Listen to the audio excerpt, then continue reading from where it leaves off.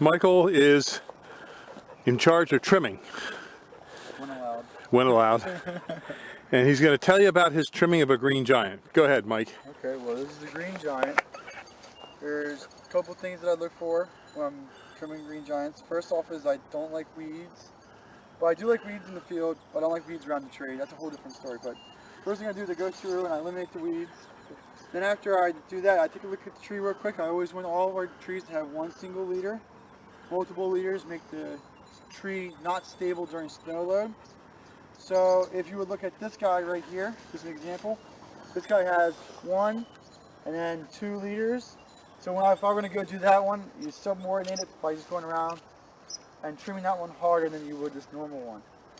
But then you also have to finish it up a little bit too. There's a lot of other things that go into it, but we'll go back to this guy. Since this guy has one single leader, he's fairly well rounded, so you're pretty good to go with that. So the initial trim would be just a real light haircut. At this size, it's probably about no more than 3 inches to no less than a ½ inch kind of deal. Because when you cut it, you want it to feel that you're cutting it. This thing goes so fast that if you cut like less than a ½ inch, it's not going to do anything to it. It's just going to grow right around it. So you go through and you just cut just real lightly, just to knock back a little bit of the growth, so it makes it a little bit denser. Object is to try to fill it in so it's a little bit deeper or thicker of a plant all the way around.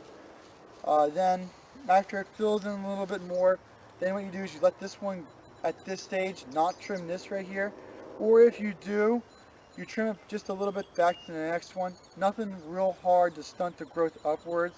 At this stage you want it to grow real fast up and also try to make them thicker and fuller.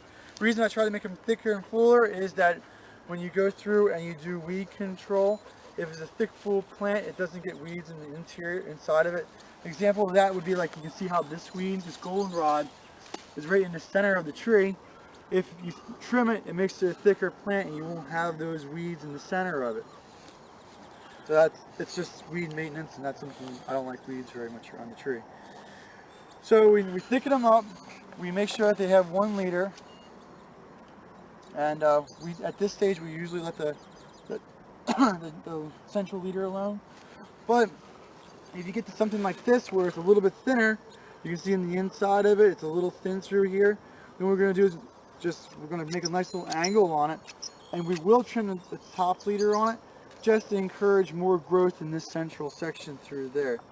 But each tree should be looked at individually. Things you really should look for is trying to make them thick, trying to make sure that they have 1 leader, and making sure there's not a lot of weeds around them. Okay, let's start with a tree that hasn't been touched. Okay. And then we'll show you as you actually trim it from when you walk up to the tree to the time the tree is done. Okay. Well, we'll just do this one here, and we'll do that one too while we're at it. First thing you do is you cut the weeds out. That way you can see the tree. You look at it real quick, and it's pretty much good to go. It's got a couple larger ones on this side. I know you can't see it from the camera. You need to go around, making it a little bit more uniform. When you touch it, don't take too much of it off. You don't want any real large ones falling, like growing out to the side. And then we go in through here and make a nice little angle on it. You can do it. I'm not going to do it. But if you really want real fat, round ones, you could top it. But I don't think you really need to right now. Okay. Now this one here, we'll do this one. Again, you go through, you remove the weeds so you can see what you have.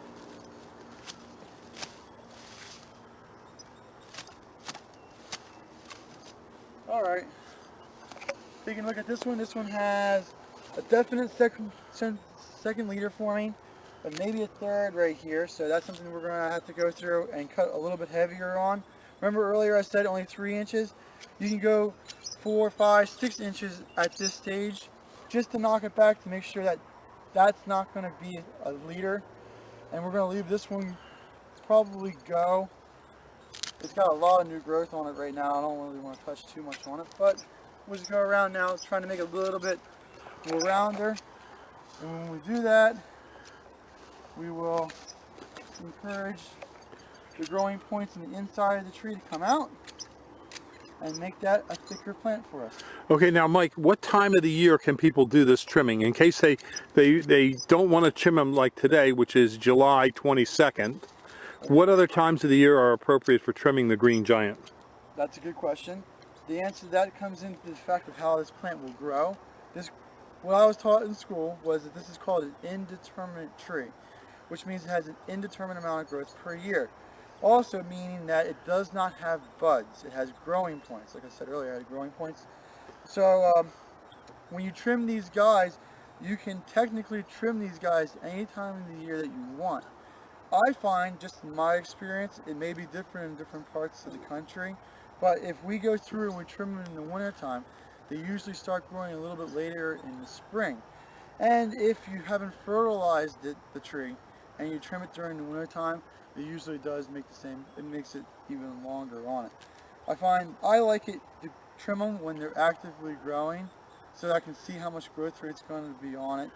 But the real answer, textbook answer, that you're not going to be wrong with is that you can trim indeterminate trees anytime of year you want. Okay, and what time of the year does this tree actively grow? Well, this tree grows just about when the temperature is right, when the humidity is right, and there's sunlight there. So it's like... It likes to grow. Pretty much from spring to fall. And how fast does it grow per year if you do not trim it or you just let it grow and it grows wild? In a well-fertilized area with adequate water and light. If conditions are really nice, they can grow up to like 2.5. I don't know if I've ever seen 3 foot, and I don't know if I really want to see 3 foot, but they do grow 2.5 without a problem. Maybe 3 if you got a really good irrigated field. I would say if you're going to get a new tree at this size or smaller, you would probably want to see in the neighborhood of like 1.5 feet of growth. You don't want too much growth because you want the tree to put roots out and establish itself. And you don't want a lot of growth when it's real young, because then when little birds come over and land on it, they go and they snap the branch off a little bit. That does happen fairly often. You'll go out to a tree and you'll see a tree that's been growing and it's got like that much new growth on it, and all of a sudden at the top it has a nice L to it. That's because a little bird landed on it and it was not strong enough to hold it and it breaks it off. It's just... Okay. And when somebody plants this, your plant spacing here is what, about 5 feet? Yeah. For the nursery? Like and what would be an ideal planting spacing for someone who just wants a rough screen? I would say you could probably get away with a little bit closer than 5, but it's one of those things like you can plant them and in like 5 years at 5 foot it'll be fine. In 10 years they may be growing a little bit heavy into one another. Like 6 foot would be fine. These guys are a big plant, so that you can put them at 7, 8, 9 foot without a problem. The larger the spacing you put it at, the longer it takes to fill in. So it's one of those things you have to like weigh and measure. Weigh and measure. Would you say if you had a smaller lot but you wanted a large screen, you would plant them closer, or if you have a smaller lot, you would want them further apart? Well, I would say you probably want them closer, because in a smaller lot, ideally the thing to do is keep trimming them so they don't get too big. And you can trim these like a Leland cypress, where you trim them every year real dense, and they do take very well to that. So if you have a small lot, you're going to put them in, I would say you definitely have to trim them. And then if you're going to trim them, I would say you put them in a closer spacing, just so that you can keep them thin this way and not... Right. Now this plant is considered deer resistant. Is it deer proof? Well, it is not deer proof. It's deer resistant. It's very deer resistant. If you have a deer and it's starving, it will eat whatever it can eat, and it will eat the green giant, but it's not one of those things it really likes to eat. It'll eat it when it's really hungry. And another thing it does do is when the deer go in the rut and they start rubbing their antlers, they will start rubbing these guys. And that's another reason why I like to have them a little bit thicker. The thicker the plant, they tend not to like to rub them because the branches poke them in the eye. Right. Now this field that you're growing them in is surrounded by cornfields and developments in the background, but you do have a deer fence. How high should a person's deer fence be? How high should it be? Whatever they can afford, but the taller the better. We still get deer inside here. Like when my dog and I came out, there was a buck in here, and we're not quite sure how it got in, and that's like an 8-foot fence, so I guess it wasn't quite high enough. Do you think it was a buck or was it a reindeer? It might be Rudolph, yeah.